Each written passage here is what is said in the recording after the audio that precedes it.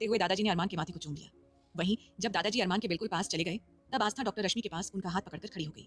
वो सिर्फ हल्का हल्का अपना सिर निकालकर बार बार अरमान को देख लेती और फिर से पीछे छिप जाती। सब आस्था की इस हरकत को देखकर मुस्कुरा रहे थे, लेकिन कोई कुछ बोल नहीं रहा था। तभी दादाजी की नजर भी आस्था पर पड़ी, जो उस वक्त अरमान से डरी हुई थी, जिस वजह से वो उसके सामने आने से भी कतरा रही थी। ये बात दादाजी समझ चुके थे। तभी घर का सर्वेंट राजेश अरमान के लिए ब्रेकफास्ट लेकर ऊपर आ गया। कुछ देर पहले रश्मि ने उसे बता दिया था कि अरमान को ब्रेकफास्ट उसके कमरे में ही दे दे, क्योंकि भले ही उसके हाथ में चोट थी, लेकिन उसके लिए ज्यादा चलना फिरना ठीक नहीं था, क्योंकि भले ही ये गोली उसे छूकर निकल गई थी, पर उसे काफी गहरा जख्म दी गई थी।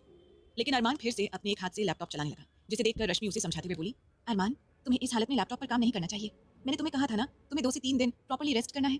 तभी दादाजी तुरंत अपने दोनों हाथों को जोड़कर रश्मि के सामने खड़े हो गए और बोले, बेटी, मुझे समझ में नहीं आ रहा है कि मैं तुम्हारा धन्यवाद कैसे करूं। तुम यहाँ पर इस नालायक की बीवी के लिए आई थी, लेकिन अब देखो तुम्हें इसका भी इलाज करना पड़ रहा है।